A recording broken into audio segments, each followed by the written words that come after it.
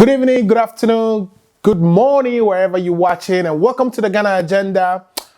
Today we have a packed show for you. We will be talking about Agyapa Royalties Limited. But before we go into the show, I wanted to talk to you about the fact that we haven't been on air since March, since coronavirus came, and since then we have rebranded, we have repolished, so we are packed with a lot of exciting things for you to watch.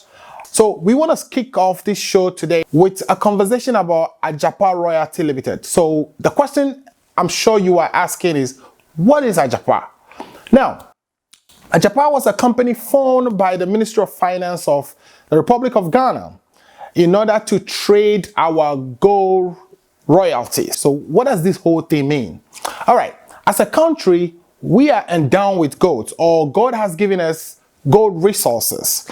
These gold resources, we give concessions or we give contracts to companies to mine these golds. And in return, those companies give us what we call royalties. This is payments they make to us every year. So what happens when we receive these royalties? When we receive these royalties, it goes to support our budget. Annually, we receive about 120, all the way from 120 to $200 million. Annually. This we use to support our budget. Now we are saying that we are forming a company called Agyapa Royalties so that we can sell the revenue we generate from those royalties to other people, or other people will buy that from us. Government is going to own parts, but other individuals would also own the rest. So I'm going to walk you through exactly how this thing is structured. So Ghana government gets royalties from the gold mines. 100% of the royalties that we receive goes to MIF. MIF will give 2.4% to GRA. GRA for receiving the royalty revenues and passing it on to MIF. For their trouble, we give them 2.4. So MIF keep 2, and then GRA keeps 2.4%. Now, 20% of the royalty resources we receive from the mining companies, as you see on the graph, these are the money we use for building roads and infrastructure in the areas where we are digging this gold, places like Prestia, places like Obuasi, etc., etc. 75.6% of the mineral resources, according to the current plan we have, would be going to Agyapa Royalties Ghana Limited, or ARG Ghana Limited. Now, that is a Ghanaian company we are forming, and this Ghanaian company will pass it on to another company we form in UK called the Agyapa Royalties Limited. We actually formed this one in Jersey in UK. I mentioned Jersey because Jersey is a tax haven. In other words, companies formed in Jersey do not pay taxes. The question is, why would we be doing this? Why are we passing 75% of our $200 million that we receive a year, or $120 million that we receive from royalty resources, to a new company that we have set up? One of the reasons we are being told is that these would help us raise funds on the stock market. In other words, we are selling our revenue to investors, and those investors will be invested in the company. The company will operate, and when it makes profit, that a dividend will be declared to us. So 100% of the fund, which is MIF, remember MIF being the investment fund, that fund is owned by Ghana. Now MIF would be invested in Agyapa. So we are saying that once we actually float Agyapa, or we take Agyapa to the stock market, that we would have 51% of ownership of Agyapa, and 49% of Agyapa will be sold to any person. At the end of the year, when profit is made from that operation, it means Ghana would benefit 51% and the other owners would take the other 49%. So these, I know, is raising a lot of questions in your head as much as it's raising in my head. The first question I have is, who can buy into Agyapa? Can you, a Ghanaian, buy into Agyapa? And the answer is simple. No, you cannot. You all remember SNITs, right? SNITs. Okay, SNITs can buy into Agyapa. Now, of course, there may be some legal issues in terms of changing the SNIT law in order to have SNIT actually purchase into Agyapa, but that would have been a good deal for Agyapa. And in fact, if this is a good deal, if this deal is going to return a whole lot of, or is going to provide a whole lot of return to the investors, then why don't we put some of our own retirement funds like SNIT into it?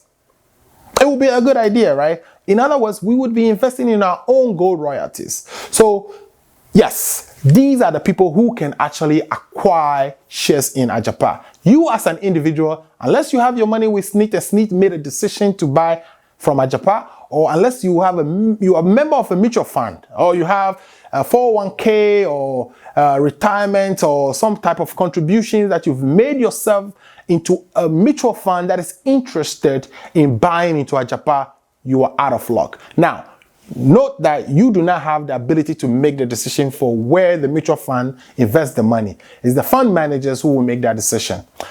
Another question that comes to your mind is, why?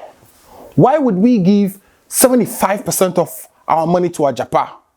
As far as I'm concerned, this $200 million we get to support our budgets, how do we now get that $200 million? In place of that $200 million that we've been getting every year, we would have to go and borrow to cover that gap, because every year the government of Ghana spends more than they generate in revenue. Therefore, we go to the market and borrow every single year. So at this point, the 120 million or 200 million that we get on the annual basis, that too is going away, which means we have to go back to the stock market and borrow 200 extra million. So it raises all kinds of questions. Is the return we are getting from Agyapa more than the cost of borrowing? What do I mean? If we go to the market today, perhaps we are getting loan from the international market for 7%. Now, would Agyapa be returning more than 7% to us? Because if Agyapa is returning more than 7% to us, then we are in good investment. Now, bear in mind that the 120 million or the 200 million royalties that we get annually goes directly to support budget. Agyapa will have to declare dividends before we can actually see any cash flow. If a dividend is not declared, Ghana will not see cash flow. So what this means is that, yes, Agyapa could be doing well, all right, but if the board of Agyapa did not declare dividends, Ghana will not get the 120 million they usually get annually to support their budgets. They will have to go back to the market and borrow. Now, if Ghana's cost of borrowing is more than what the return on that investment in Agyapa is, then we are losing. So it's a big question we have to ask.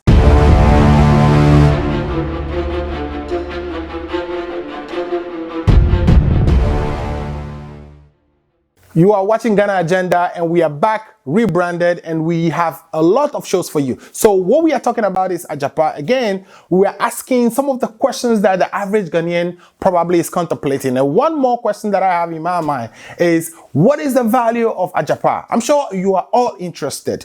We are giving 75.6% of our gold royalties to private entities or to, private investors. What does that mean to us? How much does that entails?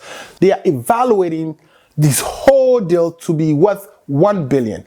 For you to do a proper valuation of a deal like that, we need to take what we call earnings before taxes. Usually they call it EBIT. Now, bear in mind that I said the company Agyapa is being formed in Jersey, and Jersey is a tax haven, which means these company will not be paying taxes at all. So we should just be looking at earnings, period. Not earnings before taxes. So if I take the earnings that we are projecting to have been making from these deals, which is to say that the 120 million or 200 million dollars that we receive from the royalty resources every year, since we are spending 75%, we will calculate 75% of that. Without having a proper valuation of this deal, we might be shooting ourselves in the foot. In other words, buyers, institutional buyers, can go in, get these shares at IPO for cheap, and then turn around and sell it once it's not available for everybody else to buy in the stock market. So basically, because you and I don't have the ability to actually purchase the initial shares at IPO, when these shares come out, the investment bankers are likely to take it for cheap, turn around, and as the price skyrockets, they will sell it higher and make money on our back. Why wouldn't Ghana want to be the one to take advantage of that so that they can get the best value for our resources? Perhaps the government should do a better job explaining that. And this leads to my next question. How much information has been disclosed to the ordinary Ghanaian? There seems to be a whole lot of secrecy about this deal. Minister of Finance hasn't given much of the information that is needed to even conduct a thorough analysis of this deal in Parliament. This deal was rushed through Parliament under emergency, and so many questions are left unanswered, to the extent that politically exposed persons, for instance, the president's own relative, are part of the deal structuring. In most jurisdictions, this would have constituted a conflict of interest, but that hasn't raised any red flag in Ghana. It makes you question how our governance system is structured to protect our purse against conflict of interest. Imagine that I am giving the government resources to be managed by a cousin of mine. That wouldn't fly in any other jurisdiction but in Ghana. But this is what we've seen. I'm not going to go into names, but you know the story. As of today, we are hearing some very interesting news that Ghana is being blacklisted in the international market for money laundering. People are connecting the dots. People are saying that the government officials were seen transporting cash to the United Kingdom, and that the United Kingdom is investigating the source of those cash and the paperwork that should go with those cash. The UK government will have to now look at the Agyapa IPO that we are trying to float. Now, government also, to their credit, came out with a press release. And in that press release, they indicated that the audio that is purporting to make those claims were engineered, that it wasn't real. You're going to see this audio, and you're also going to see government's press statements. The British authorities at the Heathrow have intercepted a cash amount of £26 million in suitcases flown into the country by private jet with a key government official in President Nana Akufo-Addo's government on board the private jet. The Serious Fraud Office (SFO) of Britain are currently investigating the suspected money laundering and have requested documents in respect of the money from the Ghanaian government. This is coming just within days when the Belgium European giant bank, the Ing Bank, gave notice to the Ghana embassy in Belgium that all embassy's accounts with the bank will be closed over money laundering and other fraudulent activities. Getting to the end of this campaign, though, we're expecting a lot of fake audios, even including the deep fake videos.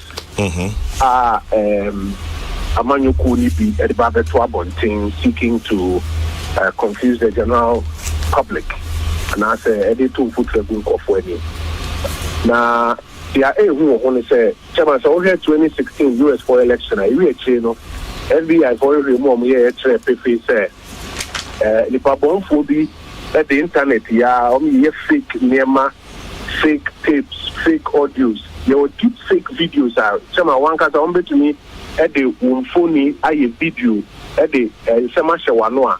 In Sita, so I hear the about the two who can say about confused and conform. Now, you expected the organ as a demo, a manual could be crampono, said the abbo pa with some of the Eastern European, their friend of troll farms, maybe. Say, or Mundi said to Mano. Now, why all this? I've never had to hear about Ghana being blacklisted as a destination for money laundering. We've never been blacklisted. So it's kind of strange that while we are trying to do a deal as important as this, that we have government officials getting engaged in money laundering the way it is being reported in foreign media. Also, our own special investigator has issued a statement that says that corruption risk assessment should be conducted. Corruption risk assessment is just to determine whether there is a probability of fraud in this deal. And if a probability of fraud exists, what the impact is. If the impact is significant or material enough for us to not do the deal, it would behoove us to stop the deal. as a result of that fraud risk assessment. Everybody in the country who is paying attention knows that these risk assessments should have already happened before we even take this deal to Parliament. But it hasn't happened. Now, let me remind you that this deal has been advised by a relative of the president. So, in other words, there is all the ingredients of corruption, or there's all the ingredient or the setup for this deal to be one that is likely to attract a corrupt individuals or to attract corrupt activities. We call them politically exposed persons. Your cousin, brother, uncle, or sister is serving in government, so you can now win government contract. Or even if that is the case, it has to be disclosed. And an assessment has to be done to ensure that you are not corrupt or you are not getting that contract because of your knowledge or relationship with a person who is in government, or there are no favors being done to you. But this is not the case. We have taken this deal to Parliament. We rushed it through Parliament. It was passed just by the MPP part of the Parliament, or the majority in Parliament. And now we are asking for a corruption risk assessment to be performed. So I think we are putting the horse before the cat. That should have not been the case. We should have done the corruption risk assessment before a deal like the one we are discussing is taken to Parliament. Are there some goods in the deal? Are there some bad parts of the deal? I think I've already sounded almost like this is supposed to be a bad deal, but don't get me wrong, there are some good aspects of this deal, and when we get back, we'll talk about all this.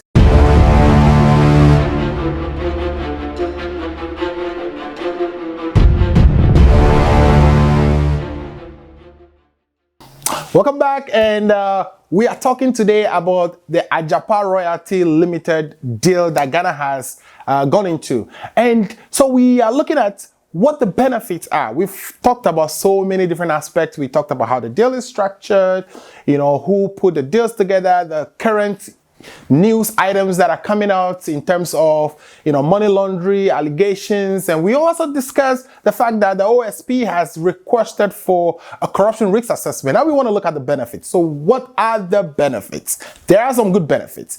The benefits are that, one, Ghana used to always go for loans. We always go for loans when we need to embark on infrastructure development, or for whatever reason that we need the money for. It could be to support payroll, because we have what we call a single spine payroll, which has a whole lot of people on it, and therefore we need money. We always needed money to support our budget. And we are saying that for once in our lifetime that we will not be going for loan. We will raise money in the capital market in form of selling shares in our gold royalties. So that is a good thing. It's a good thing that we are not on the hook to pay some interest for whatever amount of years that we've signed in these loans for. We are heavily indebted country. Remember when Ghana went to HIPIC, right? We are on the trajectory to go to HIPIC again. If care is not taken and we do not seize our appetite for loans. So this is good if it actually works. But how much is that fund? We are talking about 500 million. So again, it's a good thing. This is where we talk about give Peter and rob Paul, right? We are only going for 500 million. Is that the best we can do if we are going to the stock markets to raise funds? And how long is that going to last? So these are still lingering questions. Second benefit is that all of a sudden, Ghana has, or would be, the first country in Africa to actually have a gold royalties company. This is something that's all other African countries who are rich in resources. We're talking Congo, we're talking all these other countries like even Nigeria with all this oil, do not have a company that would trade their royalties on the international markets. But Ghana will be the first to do that. And their goal is that not only would we be buying or using Ghana's gold royalties, but we would also go to other countries and convince them to give us or sell their royalties to us, which we can lease or we can, combine with what we have and actually form a very powerful company. So these are all good intentioned ideas or benefits that we can generate from this deal. The only thing is, should we be using 75% or 75.6% of our gold revenue or our gold royalties to be doing this? Once this is done, the 120 million that we get on an annual basis to support our budgets, it can also go all the way to 200 million. Where would we be getting that money from? Because immediately, the only cash flow that comes to us when we do this deal is going to be coming from dividend. And as we've explained earlier, dividend is not a guarantee, right? Dividend is declared by the board. So we can make profit today, but the board may decide not to declare dividend. Now, if that happens, we still, as a country, need money to support our budgets. So we still will be going to get these loans that we are actually avoiding by doing this deal. So again, we are avoiding taking loan by doing this deal, but because we do this deal, we have to go for a loan. It's oxymoron, right? You lose wherever you turn. So what we are saying is that, yes, we are calling for that corruption risk assessment to be done. 2, we are also saying that it should be looked at thoroughly. If this is going to create a hole in our budget immediately, we should make sure that we reduce our dependency on loans by cutting our quotes according to our sizes. In other words, reducing our expenditure. The biggest thing Ghana needs to really do is reduce its expenditure so that we don't have to go for all these loans. Once we do that, it doesn't matter where we take our resources to. I will be the first to support a royalty company that would trade on the stock exchange, like the London Stock Exchange of all places. Another thing is the valuation. What is the value of our gold royalties? Don't we need to know that? I'm asking. Don't you need to know that? Are they telling you?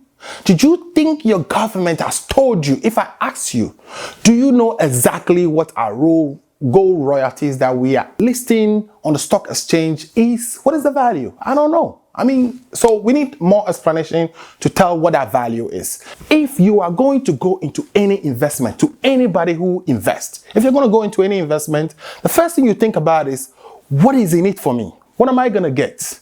Ghanaians, question is, what is in it for you? If we list Agyapa, what are you going to get? Now, I don't know. Nobody has done this future cash flow projections and compare it to, okay, listen, if we go into Agyapa, chances are we are going to have a dividend yield of XYZ. That hasn't been made clear. Now, let me tell you this. If we are borrowing at 7% and our return on this Agyapa deal is not going to give us 7%, then it's a bad deal. It's a bad deal. What I really ask the government is, what is the internal rate of return? The internal rate of return, as for a common person, is at what is the rate of return we will be getting on this investment. And the reason that is important is this is the rate at which net present value is equal to 0. And so if you compare that rate with what we are, getting when we go to borrow money, you can make a good judgment as to whether you are getting into a good deal or not a good deal. If you have money in the bank, all right? If you, as an individual, you have money in the bank and you are getting in your savings account and you are getting 2%, all right? Your own money sitting in the bank and you are getting 2%. You say, okay, I have a lot of savings and I'm getting 2%. Meanwhile, when you need money, you go to the same bank again and borrow at 5%. Imagine, they are giving you 2% on your savings. Meanwhile, you go and take a loan and they are giving you that loan for 5%. So it means you are actually paying 3% extra just to get a loan when you could have just withdrawn your own money. So some of these things are questions that we all can answer at this particular point because of the secrecy of this whole transaction and the lack of information coming from the government quarters. As a country, right, when we're doing a deal, whether the government in power is NDC or MPP, we should be forthcoming and provide the information for we the citizens to be able to analyze and understand what is being done with our resources. Again, this is the Ghana Agenda, and my name is Alfred Amuzu. This is your favorite politician's favorite show. Tell a friend to tell a friend. Alfred Amuzu is on Ghana Agenda every Sunday.